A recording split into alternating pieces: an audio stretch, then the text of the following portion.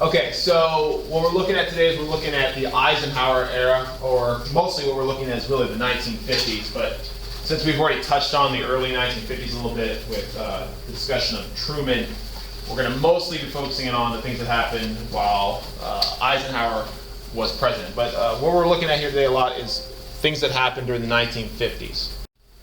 Okay, so we're going to start off, since it's the Eisenhower era, we're going to talk about Eisenhower. So just real quick, we're going to move along pretty quickly here. So we're going to talk about presidential elections. So in 1952, okay, it was the time for a presidential election.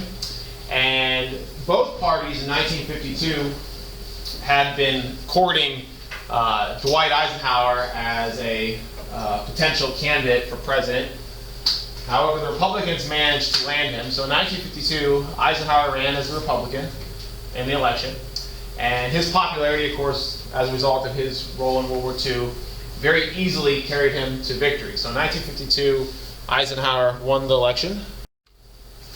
All right, so this began the presidency of Dwight Ike Eisenhower, as they referred to him, and his vice president, Richard Nixon. Nixon was his vice president. Of course, Richard Nixon will become president in his own right at a later date, which we will talk about. He's a very important president of the 20th century as well, so keep him in mind. But for now, he was Nixon's popular vice president who had made a name for himself in the House as a big-time communist hunter. He had helped expose a lot of high-profile communist spy cases, and that had kind of made him famous and allowed him to become the vice presidential nominee. Okay, so speaking of that, what we're going to talk about now is how during the 1950s we saw the Red Scare really peak. You know, we talked about the Red Scare already and how there was a first Red Scare back during the 1920s, but we really saw the anti-communist hysteria in this country.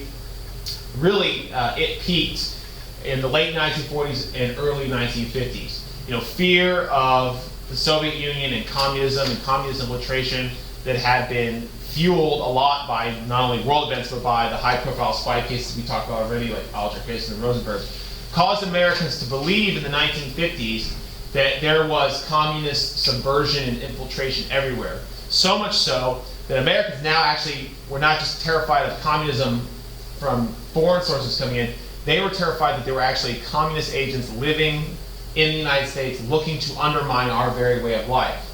Now, the fear of communism was way worse than the actual reality of it, but at the time, people didn't realize that. At the time, people really believed that there was a threat internally from communism, and it was an immediate danger to our way of life. So we're going to see that here now.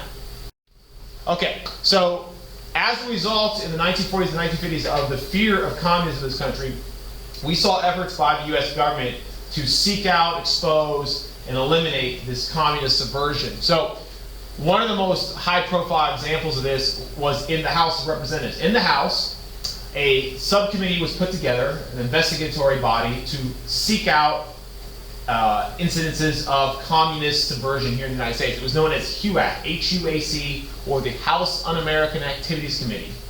The purpose of HUAC was, once again, to investigate possible instances of communist subversion here at home, domestically in America.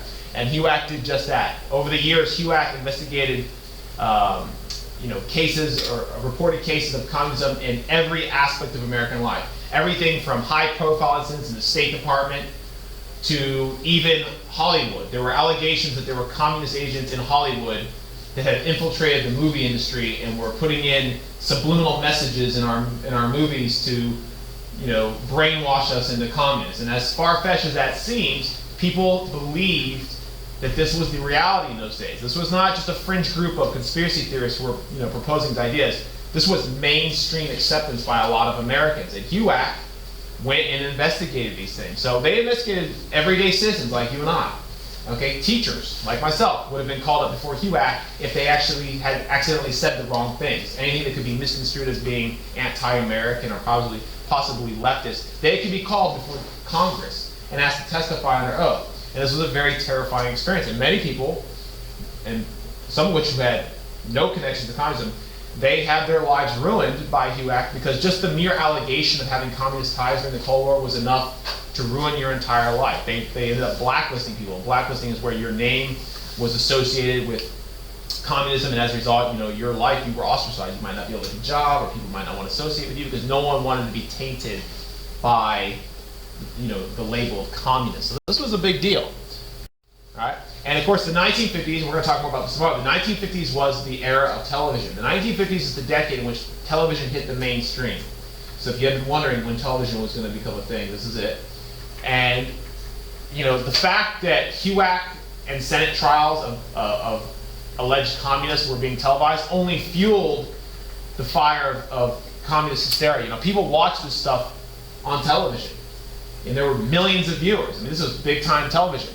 And the famous question that was used in all of these investigations, both the House and Senate, was, are you now or have you ever been a member of the Communist Party?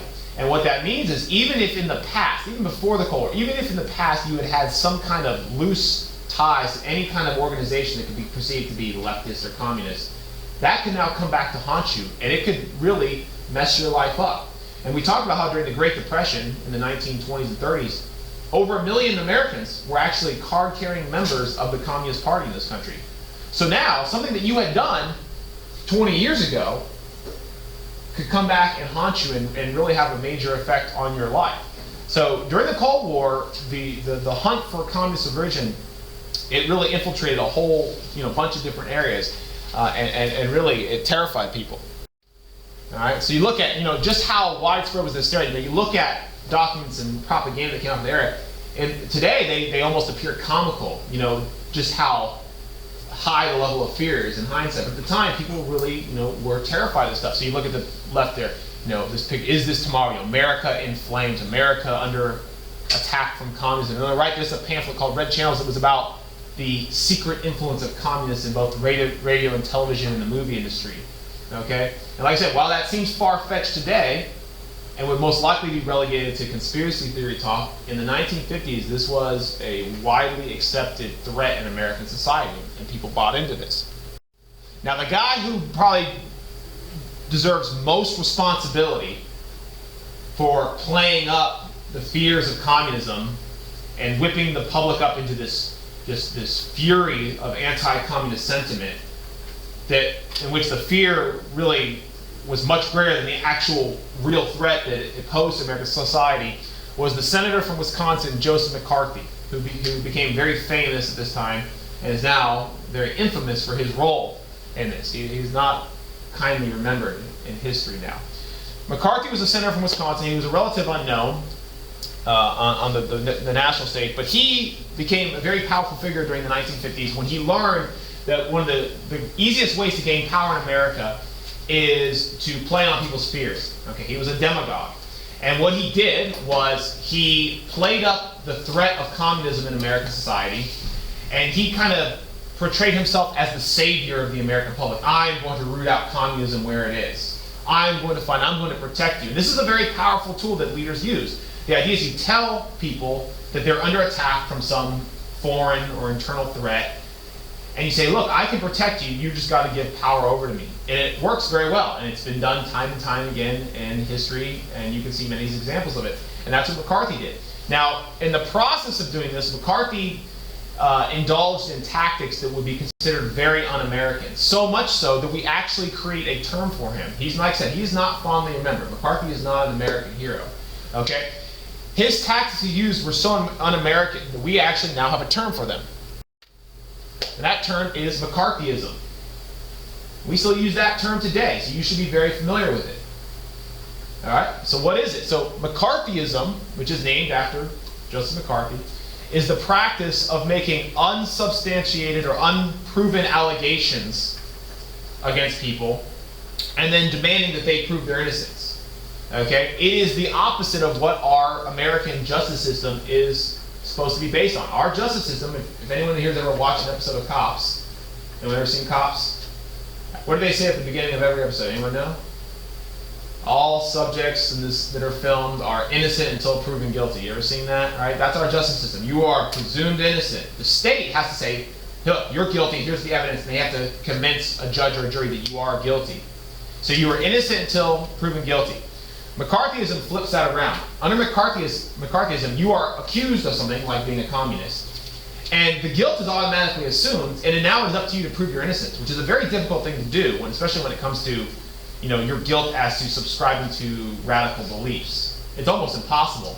And that's why McCarthy was so difficult to challenge, because anyone who ever challenged McCarthy would also be labeled a communist. That was his most powerful weapon, was he said, look, so-and-so's a communist. And if they said, no, I'm not, and if someone tried to defend them, he said, well, maybe you're a communist for defending them. And in doing that, he terrified people from challenging him. He became a very powerful man. His most infamous tactic was he would stand up before the Senate, and he'd hold in his hand a piece of paper or an envelope and go, in my hand is a list of 500 known communist agents in the US government. And the people go, oh, they gasp and go, oh no, it's true, they're everywhere. Now, of course, he never actually showed anyone the list, or gave a name, or provided any evidence. But the allegation was enough to cause people to fear communist subversion and buy into this idea that he was out to protect them. But what he was really doing is he was leading what we call a witch hunt. A witch hunt is where you're trying to seek out wrongdoers, and in this case, using McCarthyism, using any tactics necessary. Yeah. In an essay, could you do you synthesize the Salem witch trials to this? Yeah, and that's of course where the term comes from, right? The witch hunt comes from the Salem witch trials, and just like in Salem, you had people making unfounded allegations. So and so's a witch, right? Now prove you're innocent, right? How do you prove you're innocent? You can't. How do you prove you're not a witch, right? So that's why it gets that term. All right. So yeah, absolutely, you would want to liken that. But anyways, McCarthyism, very powerful tool being used by McCarthy at the time. And doing so, he became very powerful, so powerful that even President Eisenhower, who at the time, he's the president of the United States, he was even afraid to challenge him. He privately condemned him, but in public, he would not even challenge McCarthy because he was even afraid that McCarthy might even say, hey, what about you? What do you got going on in your background? This is the president of the United States, right? So McCarthy was incredibly powerful. Now, it didn't last forever, though. He did this for years, and by doing this, he gained a lot of power. However, he was eventually brought down. Some brave people eventually began to challenge him because they saw his tactics as being un-American. Some were the cartoonist Herb Bloch, who I showed you on the previous screen, who actually is oftentimes given credit for coining the term McCarthyism. Others were newsmen, the media. One of the jobs of the media is they are to hold our public officials to task. And the most famous newsman of the day was this guy named Edward R. Murrow. And he gave this very famous broadcast. He was the most watched newsman on television. And he said in his broadcast, this was an attack on McCarthy, which, by the way, McCarthy went back at him. So he was very brave for doing this. He said, we must not confuse dissent with disloyalty, which I think is probably one of the most important quotes in understanding Americanism. Is the idea is to disagree with the government is not to be disloyal. That is our right as a citizen. Okay? We must remember always that accusation is not proof, and that conviction depends upon evidence and due process of law. We will not walk in fear of one another. We will not be driven by fear into an age of unreason. If we dig deep in our history and our doctrine and remember that we are not descended from fearful men. Okay? So Murrow was one of the early examples of someone who would attack McCarthy for his tactics. Okay? And just like in anything when there's a bully, which McCarthy was definitely a bully, that's how he gained power, is it takes a few brave individuals to challenge that bully. And then when others see that you can do it and it can be done, it kind of gives more people the courage to step up and do so. All right. Now, the thing that ultimately brought McCarthy down was he eventually went too far. Okay? And some of you might remember this from reading last week when we talked about this, but the thing that happened with McCarthy is he kept making allegations, unsubstantiated allegations against different groups. And finally, he picked on a target that Americans were not willing to tolerate. He eventually turned his sight on the U.S. Army, and he accused the Army of harboring communist sympathizers. And all of these investigations were actually being done on television, live on television. Okay? And people watching started to see through his bullying and his tactics, and they started to say, you know what, they saw him for what he really was. And there was a very famous moment, this is the video I referenced earlier, so just sit tight for a second. There was a very famous moment during the McCarthy Senate hearings in which finally one of the other senators had had enough. And he called him out for what he was. And this is considered to be the moment in which people watching on television kind of also turn on McCarthy. So I'm going to play this. Remember what I said, just sit tight for a second, then I'll go back over it with you.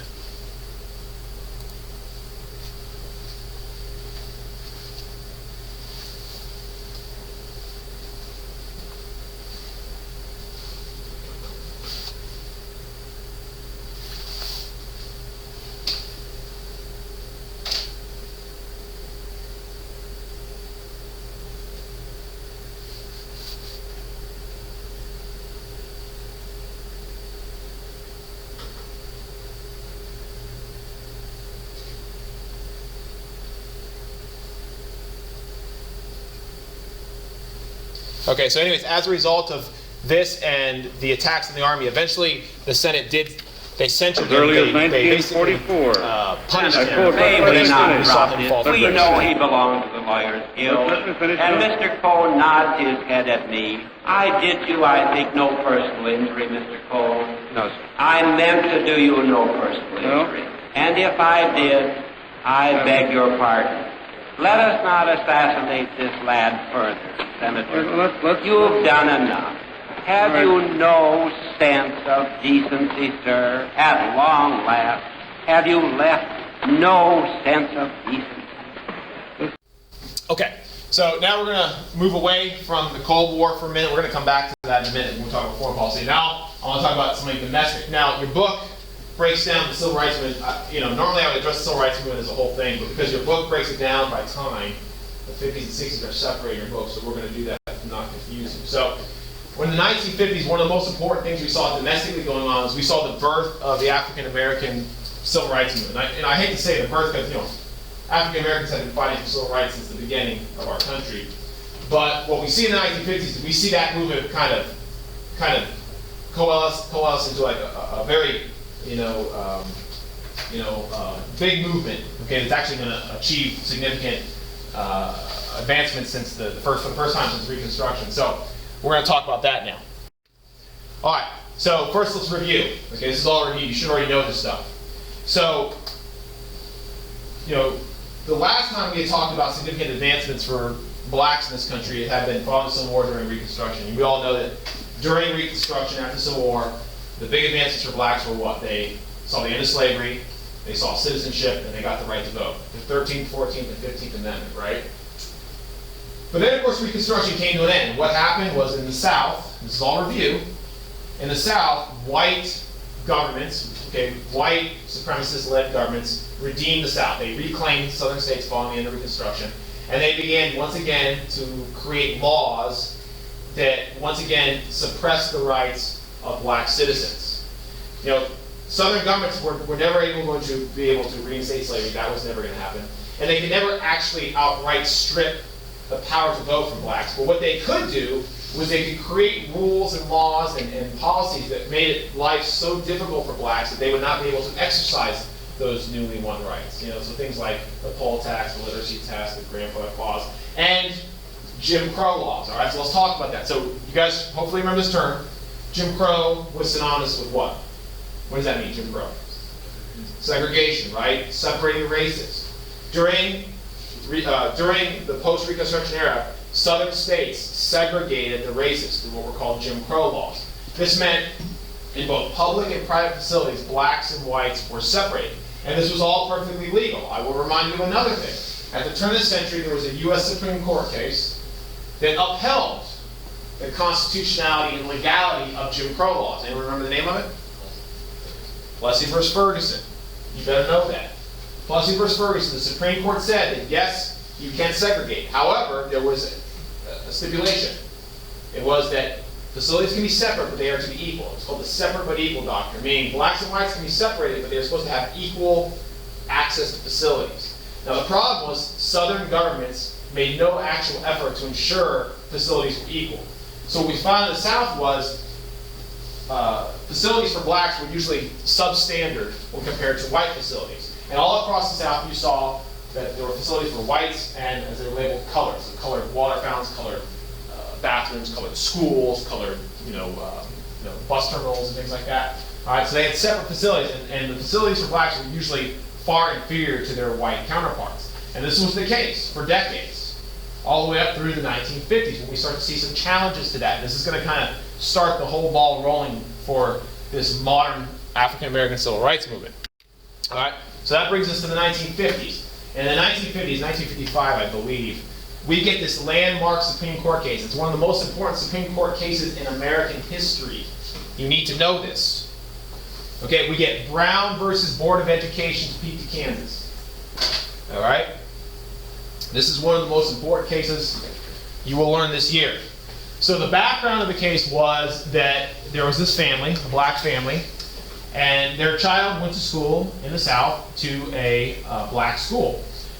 But the black school was much further away than a more local white school. And the family argued that this is unfair and it put an unnecessary burden on the family to have to take their child to a faraway school when there was a perfectly good white school right there. And they argued additionally that these schools were inherently inferior. So this case went all the way to the Supreme Court of the United States. Now at the time, the Supreme Court was made up of mostly liberal, progressive justices. Okay? It was known as the Warren Court because the Chief Justice at the time was Earl Warren, this guy right here in the center. Okay? And Earl Warren led the court, and the court, once again, was very open to more liberal, progressive policies, particularly on the issues of race. And over the next 2 decades, the 50s and 60s, the Warren Court will oversee several high-profile court cases which push a very progressive agenda. Now, this is probably the most important case they ever saw, because in this case, Brown v. Board of Education, the court ruled that the separate but equal doctrine that had been established under Plessy v. Ferguson was unconstitutional. They argued that just the very act of separating the races automatically implies someone was unequal. Otherwise, why would you separate them? Okay, and they also acknowledged the fact that black facilities were consistently in the South subpar. So because of that, they struck down Plessy v. Ferguson, and they ruled that in public facilities, and this was later extended to private facilities, which really got some people mad, but in public facilities, there must be integration. In other words, the South must desegregate its facilities. It means blacks and whites must share facilities. All right? So this was huge. I mean, this sent shockwaves throughout the country because for the first time in decades, these Southern Jim Crow laws have been challenged. And the court said that the South must undo these Jim Crow laws with all deliberate speed, meaning it has to happen as quickly as possible. Now, that's kind of vague. And what Southern states end up doing is Southern states will spend the next 20 years, approximately, dragging their feet trying to resist the Supreme Court. The Supreme Court made its decision, but this still meant states had to follow through and actually carry it out. It's going to take over 20 years to see this done. Okay? It's going to be a big fight. So don't think just right here, oh, it's over, everything's integrated. No, it's a big fight. And it's going to take people to actually force integration as a result to comply with this law. All right? So one of the most high-profile examples of black civil rights leaders challenging segregation happened in Little Rock, Arkansas. In Little Rock, Arkansas, you had this high school, Little Rock High School, which was a segregated all-white high school. And it was there in 1957 that 9 black students decided to become, or tried to be, some of the first black students in the South, in Arkansas, to integrate and actually force Brown versus Board of Education to be upheld in Little Rock High School. All right, so they're known as the Little Rock 9. Okay, 9 black students who are going to become the first enrolled at all-white Little Rock High School, which they were perfectly legally entitled to do as a result of the Brown decision. All right, knowing full well that they were going to face significant resistance, because Southern states had already stated that they were going to refuse to comply with the Supreme Court, which is a complete violation of the Constitution. But that's how serious Southern states were that were dominated by white supremacists about the issue of race. For example, the governor of Arkansas, the top official in Arkansas, was this guy named Orval Faubus. He openly defied the Supreme Court and rejected integration. Okay? And he ordered the National Guard out to help block public schools from being integrated by black students. He actually called out the troops to stop 9 black students from going to a white high school. Okay? Because he was so dedicated to supporting white supremacy and segregation of the races. Now here's the thing. The governor of a state had just challenged not only the Supreme Court, but he had challenged the federal government and he had challenged the Constitution. All right? So this could not be allowed. So this forced President Eisenhower's hand. President Eisenhower was fairly aloof when it came to civil rights. He wasn't a very outspoken supporter of civil rights. However, he could not have one of his governors directly challenging the authority of the federal government. So now Ike had to do something. So what did he do? He called out the U.S. Army. Not only did he call out the U.S. Army, President Eisenhower called out the 101st Airborne, one of our most elite divisions in the military. These are the guys that parachuted into Normandy on D-Day. These are some of our best soldiers. And he called them up and he said, all right, you are going to forcibly take these students to school, you're going to escort them to class, and you're going to ensure that they are enrolled at Little Rock High School. All right, so that school year, the Little Rock 9 had a military escort to school to protect them because they were being subjected to all kinds of bullying and threats, death threats. They were getting death threats for just trying to go to school. It required the U.S. military and the President of the United States to force this action. So this was considered pioneering. As a result of the efforts of the Little Rock 9, we started to see challenges finally in the South where African American students were now attending what were historically all white schools. So this is the beginning of integration. Once again, I don't want you to think it's like, oh, it happened overnight. It takes like 20 years. It's not until like the 1970s that we see significant effects consistently across the board as a result of integration efforts. And even still, today, we do not see necessarily consistent integration. We have legal integration today. Okay, it is illegal to segregate by the race. Okay, however, we do have significant segregation that happens as a result of socioeconomic class today. Okay, so there's plenty of examples of, we see, segregation by income, which disproportionately segregates the races. So even today, even with the efforts we've made, we still have a long way to go. But we have effectively ended the legal segregation of the races. But like I said, it took many, many years to actually see this fulfilled. All right. Now, it wasn't just schools that were being challenged. It was other places as well, including public transportation. And one of the other high-profile incidents of the 1950s that I'm sure many of you are aware of, you probably learned about in school already, but I'll just remind you, was challenges to bus segregation. Now, in particular, there was a very high-profile challenge in the town of Montgomery, Alabama. Alabama, being a southern state, was, filled with segregation and oftentimes racist policies. And it was in Montgomery, Alabama, that we saw challenges to the policies on public buses that the races be separated. Okay, so there was this high-profile incident in which a woman, Rosa Parks, who's an African-American woman, she was seated on a bus, and she was complying with the policy of the day. The policy of the day was that the rear section of the bus was set aside for blacks, and the front section was for whites. And Rosa Parks was seated in the front section of the colored section. But as the bus began to fill up, the white section became full, and more white passengers came on board. So the bus driver asked Rosa Parks to move back in order to make room in the front of the colored section for a white passenger, and she refused to comply. Now, as a result of her refusal to comply, she was arrested. And her arrest was used as a catalyst for a movement of blacks in Montgomery to challenge the segregation policies on the public buses there. Now, the person who stepped forward to lead this challenge was a young church leader in Montgomery by the name of Martin Luther King Jr., who at the time was a relative unknown. This is where he becomes kind of famous. Okay? And ultimately, by the 1960s, he will become the de facto leader of the civil rights movement. All right? So Martin Luther King, he stepped up, and of course, churches being kind of a centerpiece in the black community were the obvious choice in many ways to lead movements for political change, social change. So he stepped up and he formed an organization called SCLC, which was the Southern Christian Leadership Conference, in which he attempted to gain the assistance of other, particularly church leadership across the South, to now begin pushing for increased black civil rights. Now, the tactic that King preached was he thought that the best way to achieve change was through peaceful, non-violent protests. He said this was the best way to affect change. Okay? And in particular, when it came to the Montgomery situation, he believed the best weapon that they had was a boycott, economics. So what King urged his followers to do was he encouraged all blacks in Montgomery to refuse to use the buses until the policy changed.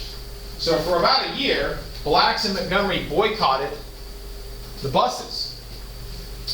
And this was very effective because many of the passengers the buses relied upon were blacks, because due to discrimination, blacks typically had to rely upon public transport. So by not riding the buses, this was a huge blow to the income of these bus companies. And they learned very quickly that one of the most effective ways to bring about change, if you don't like a company's policy or their product or whatever, you want to bring about change, okay, one of the most effective ways to bring about change is through a boycott. Because businesses typically exist for one reason, and that's to make money. And when you start hurting them when it comes to income, they are forced to respond. So this is an important lesson for you to learn in your life, is that if you don't like a company's policies or something, okay, exercise your will to not give them your money. Okay? All right, and this will work. As a result of the Montgomery bus boycott, the buses in Montgomery were ultimately integrated. They ended the segregated seating. All right, and this was a very valuable lesson to the African American community, was if you want to see change, tactics like this are very effective at bringing about change. So this is just the beginning. But so the civil rights movement in the 50s and 60s will eventually move into other areas. The very first target they looked at was segregation. They said, once we deal with segregation, we can deal with these other issues.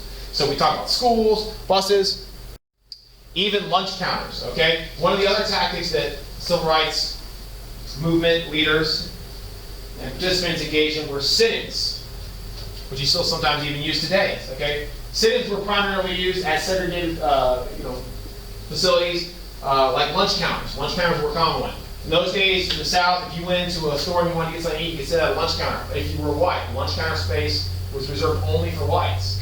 So blacks and some whites, as you can see here, okay, they would go into these restaurants, they would sit at the lunch counter, and they would refuse to leave until they were served. Okay? They were challenging the law through peaceful non-compliance.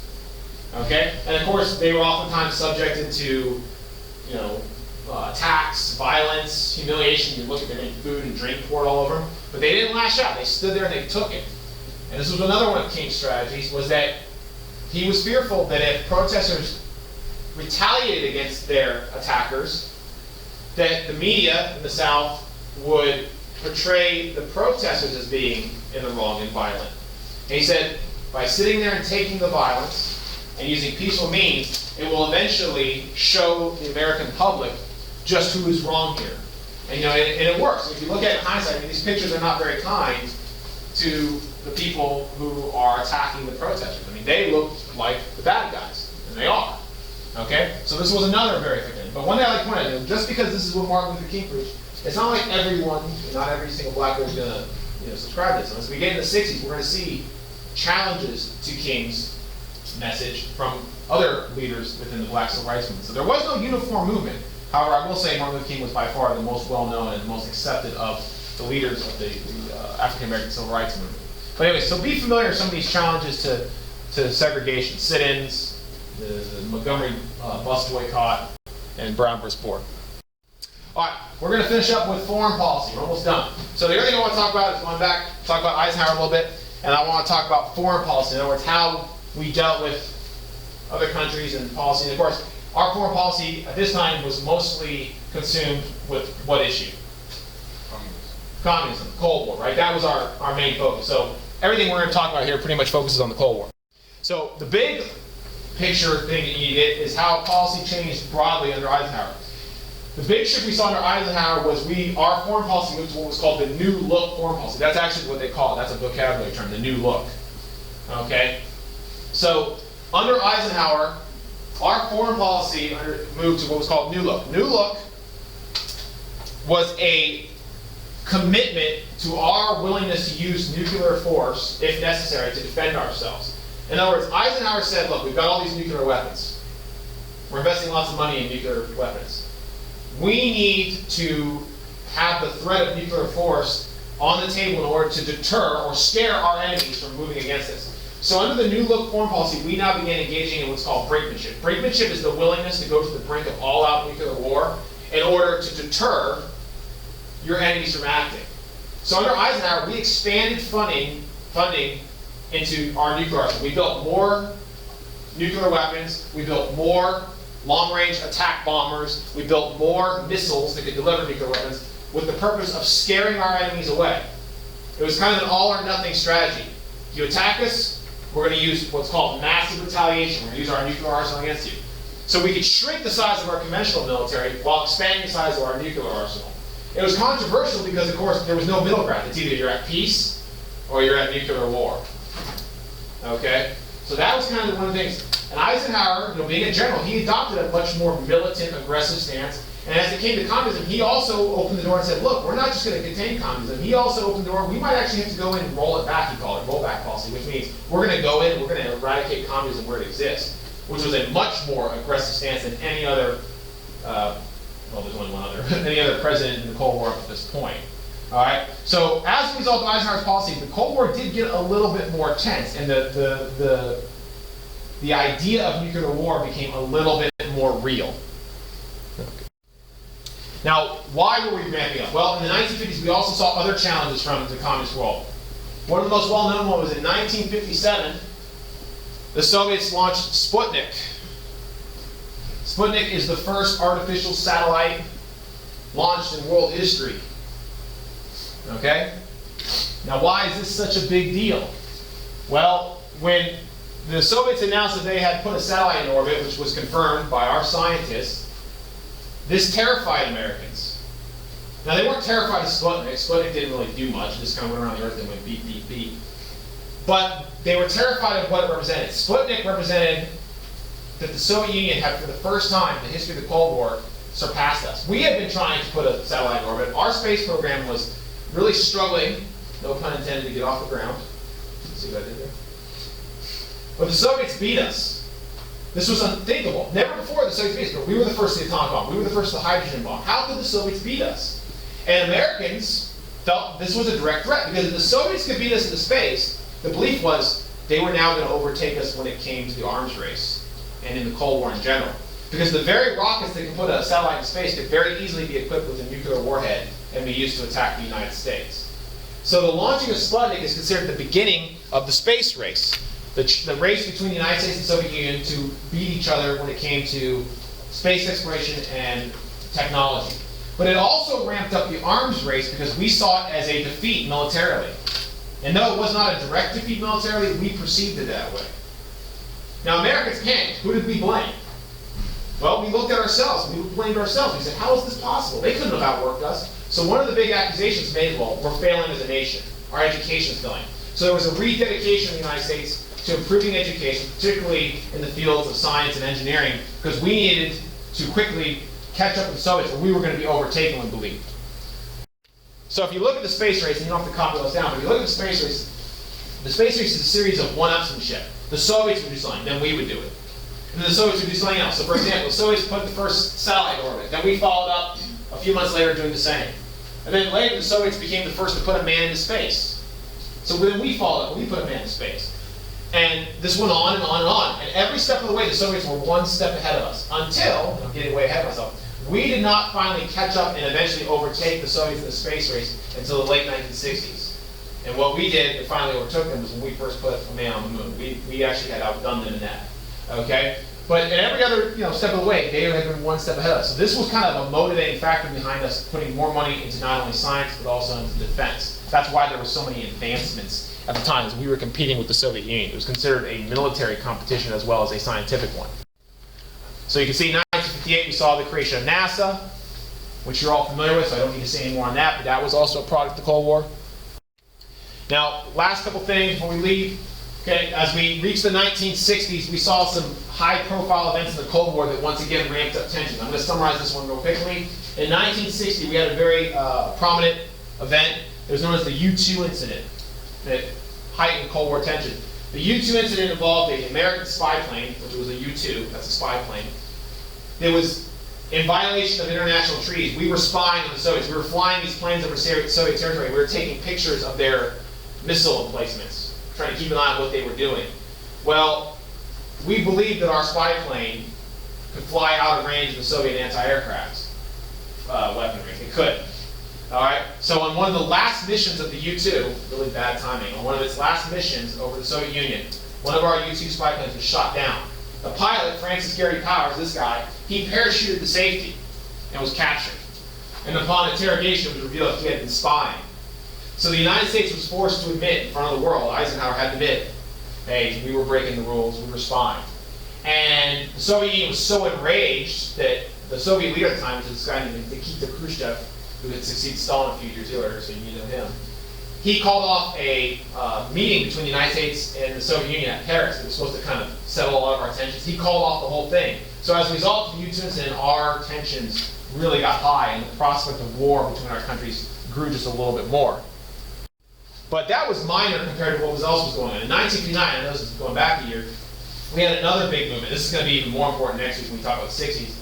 In 1959, we were shocked to learn that a revolution in Cuba had successfully overthrown the government there, which had been a right-wing pro-U.S. government. Cuba had been dominated by this government that was very U.S. friendly. We liked it that way. But in 1959, a revolution there overthrew that government and installed a new communist dictatorship under the leadership of this guy, Fidel Castro, who just died recently.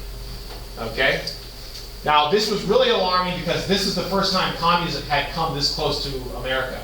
Communism was now 90 miles off the coast of the United States. Cuba is 90 miles off the coast of Florida. That's not far. The fact that communism had taken root in our own backyard was a terrifying prospect. Americans perceived this as a direct threat to us. Okay? And immediately, keep this in mind for next week, I'm not going to say too much more, but immediately upon learning that Castro was a communist, that's him calling Mrs. Nikita Khrushchev, the Soviet leader. We didn't like that friendship. Immediately upon learning that Castro was a communist, we, our CIA, our spy agency, immediately began making plans to have him eliminated. And we will talk more about that one next week. Okay, last thing of the day is, as Eisenhower left office, in his farewell address, like George Washington, he actually made a very famous statement that I would like you to be aware of. As Eisenhower was leaving office, he warned Americans against what he called the military-industrial complex, which is a pretty complex topic. Did it again.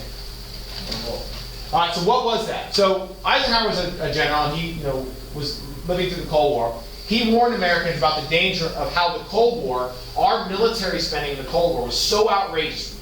We spent so much money on defense and the military that he was worried that we were becoming a society dominated by our military. In other words, the military had so much money and influence, and the weapons makers in our country had so much money and influence.